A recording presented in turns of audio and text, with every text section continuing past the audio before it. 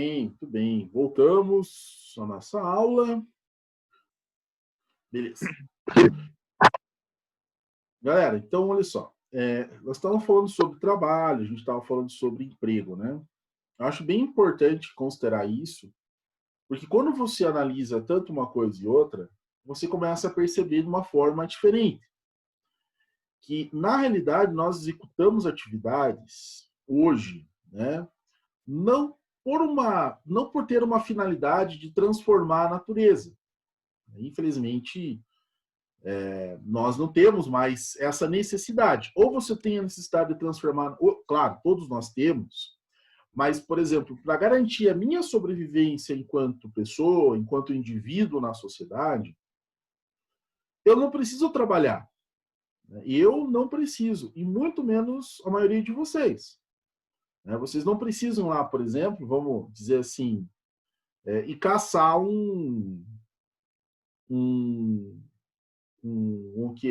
sei lá, caçar uma vaca para comer. Você vai no mercado, tá tudo pronto lá, não é verdade?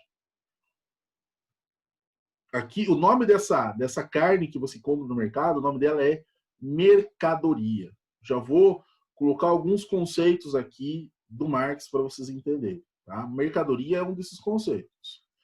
Então, o que você faz? Você precisa de carne para sobreviver. Você precisa agora o quê? De um emprego para conseguir dinheiro, para daí comprar essa carne. Essa é a relação que nós vivenciamos na sociedade atual ligada ao trabalho. Portanto, pessoal, o trabalho ele é essencial à nossa existência, tá? Ele é necessário para caramba, tá? É bem importante considerar isso, porque senão você vai achar que a gente só precisa de emprego, não é isso. A gente precisa de trabalho, alterar a nossa natureza. Porém, ele na sociedade capitalista ele ganha um outro sentido, que não é a sobrevivência. Para você sobreviver... E aí eu volto no Uber. O Uber, para ele... Por que ele está trabalhando de Uber? Para ele sobreviver. Porque ele tem um emprego, né? Como acho que foi a Luana que falou, ele tem um emprego ali meio que ambulante para ele poder sobreviver. Mas, sempre lembrando, ele precisa comprar mercadorias que são originadas a partir do trabalho. Consegue compreender isso ou não? Sim. Beleza? Então vamos passar ao próximo passo. Gente, é bem... eu trabalho no Marx assim com certo cuidado, porque é bem complexa assim a teoria dele, tá? Então a gente vai ter que ter uma forma mais, né, bem com calma, nem que eu demore umas 3 aulas para explicar Marx para vocês, mas é bem tranquilo não apurar com tudo. Então, trabalho, a gente sabe que é algo que altera a natureza, a gente já colocou isso para vocês ali, e é diferente de emprego, que implica uma relação financeira. O trabalho, só vou, para fechar aqui, colocar para vocês, galera. O trabalho é algo necessário, né? Necessário, pois, vou colocar aqui para vocês. Eu vou colocar em uma outra consideração, em toda a história, tá? Em toda a história, não é só aqui hoje. Durante toda a história o trabalho foi necessário, tá? Pois altera a natureza e a transforma em algo útil para a nossa sobrevivência. Porém, né, vamos colocar uma outra consideração, o trabalho no capitalismo, ele ganha um outro sentido. Que sentido é esse, pessoal? Vejam, é um sentido ligado ao que nós não produzimos mais algo necessário para a nossa existência, mas sim produzimos mercadorias. Tá? Outro sentido, pois o trabalho vai estar envolvido em mercadorias. Tá? Bom, já que vocês vocês não copiaram isso aí ainda, né? Então, tipo, que nem na antiga União Soviética, as pessoas, tipo, só trabalhavam para a existência delas, tipo, na Irlanda também aconteceu um negócio desse, que eu tava lá no Império não, eu não sei, a Inglaterra, tipo, forçou eles a se juntarem, né, com a Grã-Bretanha, e daí eles não tinham muitos direitos de trabalho, eles só podiam plantar batata, daí por isso que deu fome lá neles. É, legal. É isso aí, né? Dentro de um sistema, veja, eu acho que você está falando da Irlanda num cenário pré-capitalista, né? Acho que é. É isso aí. Provavelmente, é antes da consolidação do capitalismo ali. Você está falando provavelmente dentro de um cenário de formação do Estado britânico. Você está falando de um mundo feudal, né? Você está falando de um mundo onde as pessoas elas produziam algo, né? Plantavam, comiam, e estavam diretamente ligados à mercadoria que elas iam consumir, ou melhor, ao produto que elas iriam consumir.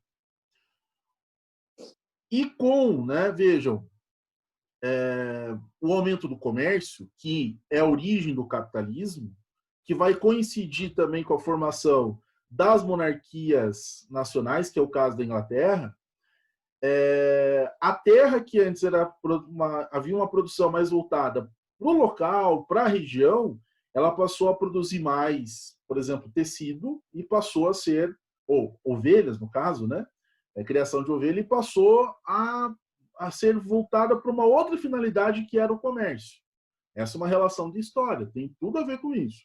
Na União Soviética, aí já é uma outra relação. Há uma releitura do Marx, e aí elas colocam isso em prática, dizendo, vamos abolir esse sistema de classes. O Estado é que vai controlar a produção, e a partir dessa controle da produção, você vai ganhar o quê? O que é necessário para a tua sobrevivência. Você não precisa mais... Mas então, Pode falar. O trabalho está relacionado à ação ou à mercadoria, ou a quem faz? Tipo, você produzir alguma coisa que você consiga viver com ela, daí viraria tipo um emprego? Sim. Trabalho tem a ver com a ação. É isso que você perguntou. Vamos começar por partes. Sim, tem a ver com a ação. A ação de transformar a tua natureza. Isso é o... Aí a gente vai entrar numa questão filosófica também, que é a questão ontológica. Eu preciso do trabalho para minha sobrevivência. Eu, sem trabalho, não sou nada. Por exemplo, isso o Marx que fala, inclusive, a abelha, né? Quando ele vai fazer o comparativo das abelhas, ele vai mostrar justamente isso. Que as abelhas trabalham para quê? Para a manutenção da colmeia, né? Por que nós trabalhamos? Para sobreviver? Sobreviver se... vejam, aí é que tá. Quem perguntou? Só para eu saber o nome.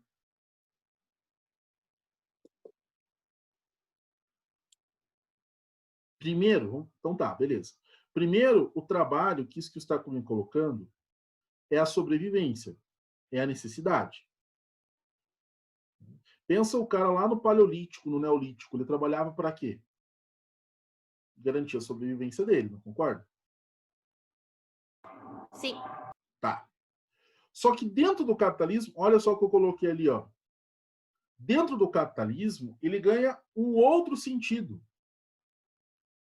Por quê? Né? Só para você entender o que o Marx quer dizer, o que também nós tentamos fazer nessa aula. Que sentido que ele vai ganhar? Não é mais sobrevivência. Porque, por exemplo, eu preciso executar um trabalho cada vez menor para garantir a minha sobrevivência. Porque então, tudo tipo, Desculpa, seria Ana. um tipo de investimento?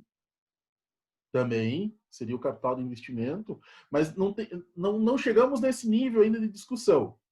Isso já é uma evolução da discussão. Mas só para você entender, eu estou falando mais simples. Pensa uma atitude mais simples possível. Uhum.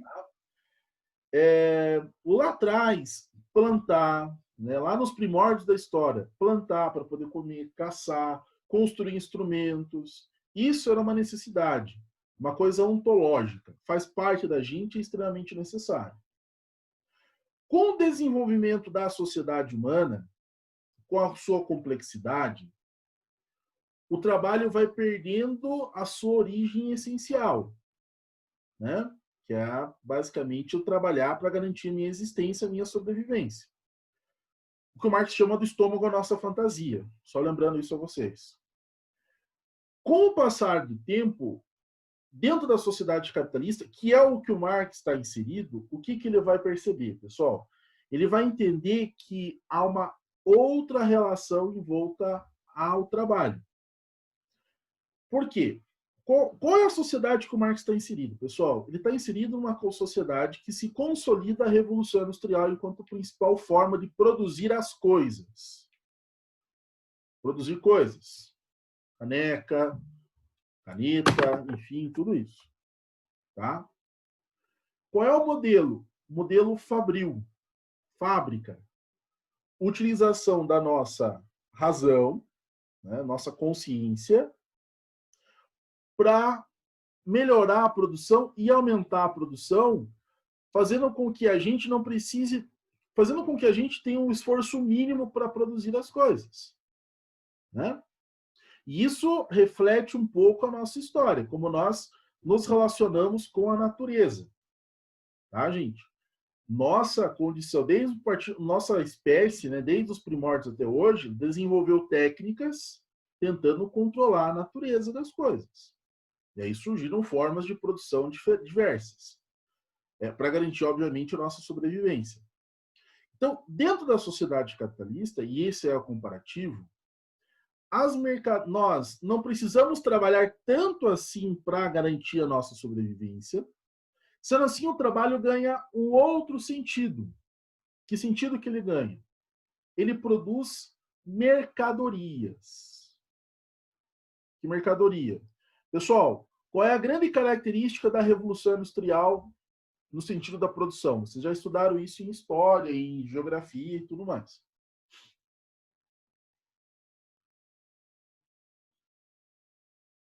O que aconteceu? Que tem Pode falar. força motriz, sei lá, uma produção maior de produto, tipo isso? Tudo bem. Você aumentou a sua produção. Mas como é que você chegou a aumentar essa produção? Vamos citar 2 exemplos. Primeiro, força humana sendo substituída pela força mecânica, é isso? Sim. Sim ou não? Sim. Sim. É que eles começaram lá com as máquinas a vapor e tal. Muito bem. E segundo, para fazer essa caneta aqui, eu vou pegar a caneta, está destruída a caneta de integração, mas é que ela caiu no chão, eu não sei onde foi para as partes dela. Tá aqui, ó. Eu pego esse, ele vai numa linha de montagem. Isso é o Fordismo, né? Para colocar esse anelzinho aqui, o que acontece? Vai um outro cara e só vai colocar o anelzinho. O outro cara vai e coloca esse aqui. Né? E assim vai. Como é que é o nome disso aí, que é uma das grandes características da Revolução Industrial? É Fordismo? É tipo separação do trabalho? Separação no trabalho. Eu não preciso fazer toda a produção. Eu posso fazer só uma etapa da produção e aumento a minha produtividade. Ou seja, o que acontece? Não preciso trabalhar tanto assim para garantir a minha sobrevivência. Entenderam por que o trabalho ganha outro sentido? Uhum. Porque Sim. as tecnologias inventadas, a organização do trabalho, fez com que a gente aumentasse a produção e passasse, obviamente, a não precisar mais tanto do trabalho. Isso é o que o Marx está percebendo. Isso, moçada, não tô sendo marxista, mas isso é a realidade. Tá? Nós produzimos coisas desnecessárias, né? Produzimos muito e coisas desnecessárias para a nossa sobrevivência. Justamente para ver o quê? Veja o que está acontecendo na pandemia. Né? Quanta gente não está perdendo emprego, não está passando por um problema econômico, quanto comércio não está passando por um problema econômico, simplesmente porque as pessoas deixaram de consumir aquilo, porque aquilo naquele momento não foi necessário. Né? Então, isso é para a gente repensar toda a nossa lógica do capitalismo e a lógica de consumo. Então, a palavra, para a gente encerrar esse conceito de trabalho, talvez, né, surjam dúvidas sobre isso, isso é normal, pessoal, mas eu quero que vocês analisem a partir de duas perspectivas. Primeiro, o trabalho é um ponto central na análise marxista, tá? E o que é o trabalho? Alterar a nossa natureza e transformar a natureza, não só a nossa, mas de todos, e transformá-la em algo útil para a nossa sobrevivência. E claro que dentro do capitalismo esse trabalho tem outro sentido que não tem a ver com a nossa sobrevivência, mas tem a ver com produção de mercadorias, porque o trabalho passa a ser mecânico, mecanizado, dividido dentro da sociedade capitalista. Certo? Tranquilo, pessoal, ou não? Sim. Sim. Sim. Então vamos passar aqui, ó. Vocês estão vendo aí o bonequinho do Marx e o Karl Marx, né? E aí a gente começa. Quando vocês têm essa noção, né, marxista, não estou dizendo assim, gente, é a mesma coisa que eu falar aqui de teorias raciais. Né? É bem importante considerar que eu estou falando de uma visão e não necessariamente eu concordo com aquilo que o Marx colocou. Eu simplesmente é uma visão, pronto, e acabou. Beleza? Pessoal, vejam, o Karl Marx, ele é um filósofo, tá? Alemão. Não é só filósofo alemão, né? Ele é economista, menos sociólogo. É importante considerar isso, porque ele nunca quis ser sociólogo, né? Talvez essa palavra estava sendo forjada ali no contexto que ele está analisando, né? No século XIX. Esse filósofo alemão, ele tinha um objetivo. Qual que era o objetivo dele, gente? Analisar, tá, as contradições presentes na sociedade capitalista. Na sociedade capitalista. Certo? Bom, esse filósofo... É importante considerar algumas situações aqui, gente. Tá? Ele sofre a influência do contexto, tá, histórico em qual vive. Qual é o contexto histórico em qual ele vive? Século XIX. Uma era de industrialização, certo? Uma era que nós encontramos a relação com a valorização do saber científico, tá? Sempre lembrando quem é o grande cara da ciência, né? Vocês sabem quem que é o cara da ciência ou não? Não é o Marx. Não, nem das ciências sociais. Quem é o cara que dá início... Oh, desculpem. Ah, não, pode falar. Quem é o... Durkheim ou Comte? Não, esses são da sociologia. Muito bem, lembraram desse. Imaginei que alguém ia falar isso. Mas quem começa o processo científico, digamos assim? Isso lá da filosofia.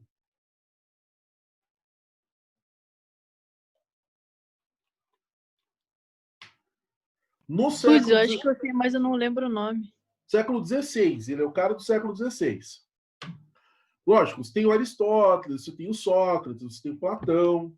Mas no século XVI, o cara que dá início ao método científico e que é a base, pessoal, da sociologia, é um cara conhecido como Francis Bacon. Bacon. Ah, tá. Esse nome é sugestivo, né? Bem importante lembrar dele. Por que o Bacon é o cara importante aqui, pessoal? Ele vai dizer que a realidade, né, concreta deve fazer parte justamente do conhecimento.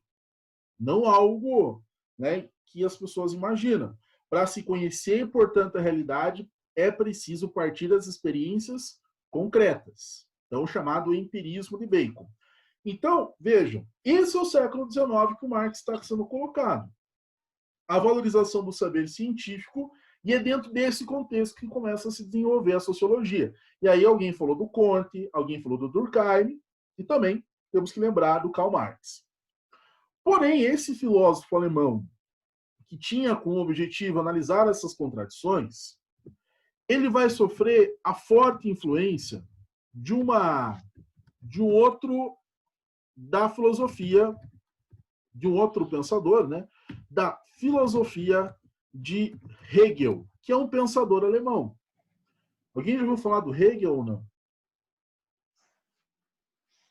Não. Não? Já ouvi Pessoal, falar, mas não lembro por quê.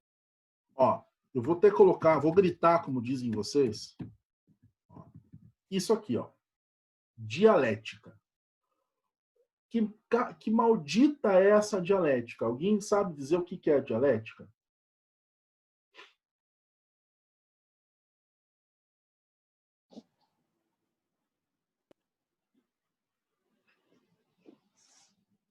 É a oposição das coisas.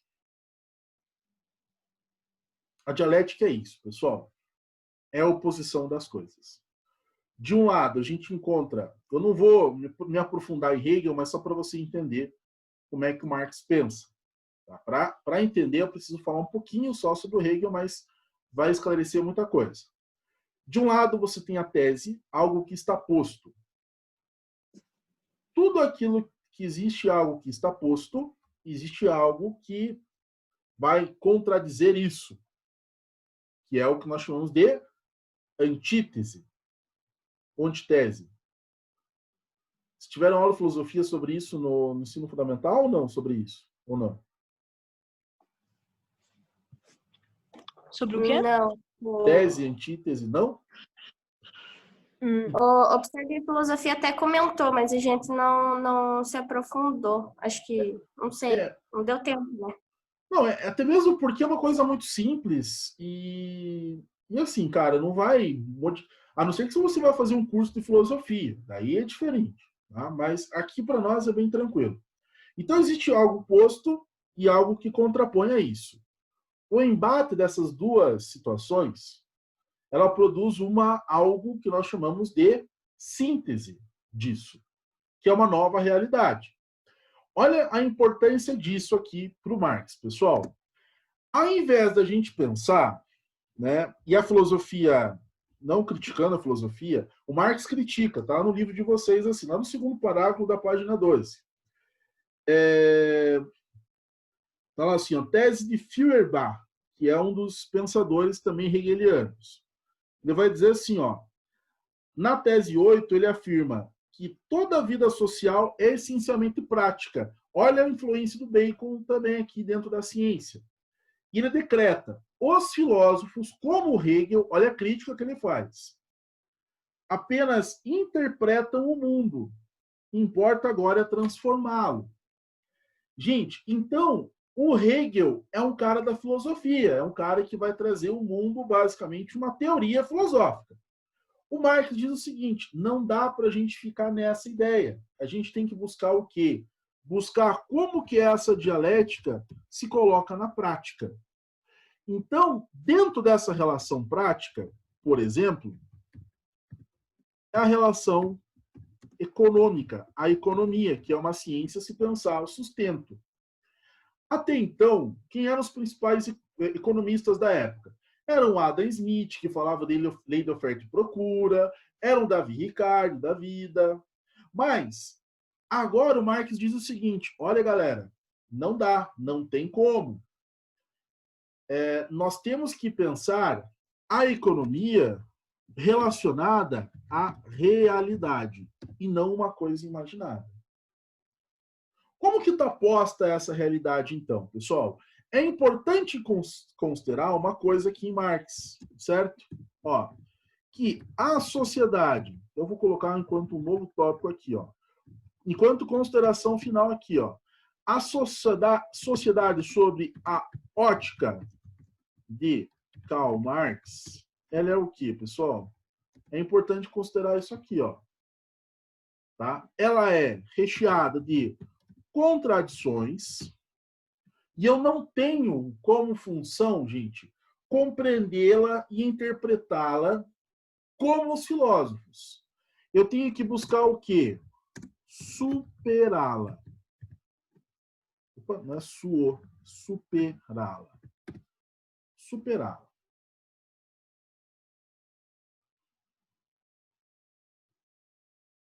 Consegue entender ou não?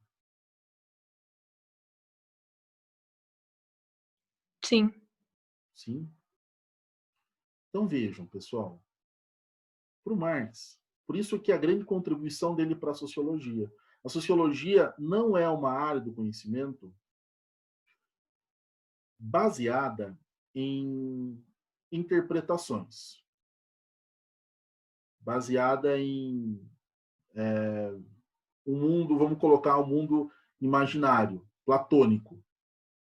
Ele é um mundo realista. Ele vai na realidade das coisas. Por isso que a gente cita lá o saber científico antes da sociologia. Quem são os caras que deram condição para a sociologia surgir? Aristóteles, Montesquieu, Francis Bacon. Todos esses caras falaram, ó, a sociedade mora nas práticas. Não mora naquilo que a gente imagina dela. É necessário compreender as práticas para entender a sociedade. E ele vai dizer, olha, o Marx está falando justamente sobre isso nesse primeiro ponto. É entender as contradições. Tese e antítese. Essas contradições, o choque dessas contradições, vão gerar algo novo. E esse algo novo você já conhece. Alguém já falou aí da Revolução Russa, que é o socialismo. Né? Você tinha uma situação política e econômica na Rússia e a pobreza seria aquilo que assolava. O choque disso trouxe justamente a superação, a transformação, que é o que o Marx prega dentro da relação da sociedade capitalista. Beleza? Tranquilo, gente, ou não? Uhum. Beleza, vamos lá. Ó, se vocês tiverem dúvida, por favor, vou apagar isso aqui. Por favor, me falem. Não deixem passar isso aqui, porque isso que é bem importante. Bom, vamos passar aqui para o próximo slide. Então, qual é a ideia da sociologia de Marx? Então, a gente percebeu, né? Como eu falei, ele é um filósofo alemão, escreveu vários livros, né, gente? Vamos citar os principais. O principal livro dele é O Capital. O segundo principal livro dele é o Manifesto do Partido Comunista, que ele vai ter uma vertente muito politizada, política, ligada a essa análise social dele, que vai haver uma forte crítica, né, do Weber frente a isso. Vai haver, pessoal, a relação com as teses de Feuerbach, também é um livro importante. Então, isso seria, basicamente, as obras do Marx. Então, ele é trazido, né, para as ciências sociais a posteriori, depois, porque ele queria uma relação mais da realidade para analisar. Bom, para a gente continuar aqui nessa batida do Marx, pessoal, olha só a importância de a gente colocar alguns termos e alguns conceitos aqui para vocês. Então, vejam lá. A sociologia de Marx, sociologia de Karl Marx. Para que a gente entenda, né, a sociedade, na visão de Marx, pretende analisar a partir de 2 pontos bem importantes. Pessoal, lembrem que a sociologia, quando ela surge lá no século XIX, inclusive ela é um efeito da valorização da ciência, ela tinha, primeiro, como proposta analisar a sociedade, claro, mas qual é o objeto de estudo? O seu objeto de estudo seria, por exemplo, para o Durkheim, seria os fatos sociais, e pelo Weber, que depois a gente vai ver a ação social. Mas é importante considerar que a sociologia está, nesse momento da história, no século XIX, buscando qual é o objeto de estudo dessa ciência social. E, além disso, qual é o método de se estudar isso. O que é e como eu estudo isso. Para Durkheim, pessoal, era uma sociologia funcionalista, entender as funções do corpo social e como que esse corpo social impacta nos indivíduos, né? A força do fato social. Para o Marx, pessoal, eu já vou adiantar isso, e isso você tem que ter em mente até mesmo para a PSS. Qual é o objeto de estudo do Marx? Gente, é a luta de classes. Ou melhor dizendo, desculpem, a estrutura de classes sociais. E aí a luta de classes, enfim, é isso o objeto dele. E as contradições em que isso está inserido. Esse é o objeto. Qual é a forma que o Marx vai estar analisando? Gente, é o materialismo histórico dialético. A ideia de entender, compreender e superar essas contradições. Tá? Então vamos lá. Mas antes da gente chegar nesse foco, nesse resumo, é importante a gente compreender alguns pontos aqui antes da gente passar para o próximo passo. Então, né, pretende analisar, veja a sociologia do Marx, pretende analisar as contradições, tá? Analisar, eu vou colocar barra, tá? Analisar, barra, superar as contradições do capitalismo, da sociedade capitalista. Senão eu vou ficar só capitalismo. Da sociedade capitalista. Isso seria, né, o seu objeto de estudo. Segundo ele, seria a organização em classes sociais. E, vamos dizer assim, a sua metodologia científica, né, análise da realidade. Seria a partir daquilo que chamamos de materialismo histórico e dialético. Porém, pessoal, vejam só, né, qual é o pressuposto da... Não é dois pontos. Qual é o pressuposto para a gente pensar a formação aí do Marx, galera? Vejam bem. Marx, tá? Analisa dois pontos importantes de sua teoria.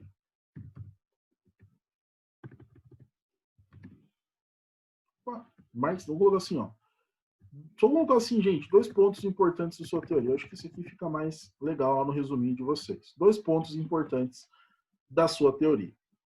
O primeiro é que o Marx busca uma análise da relação homem versus natureza. Da sua teoria social, só lembrando.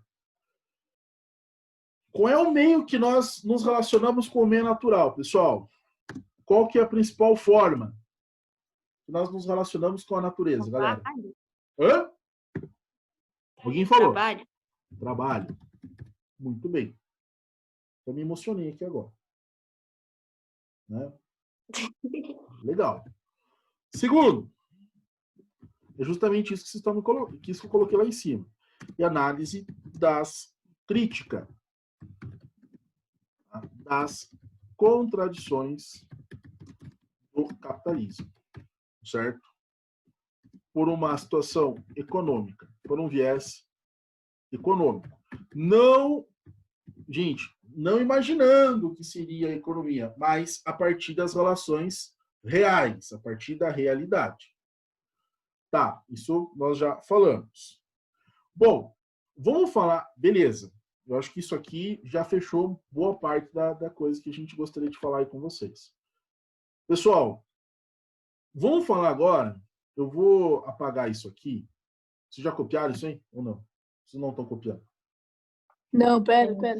Calma aí.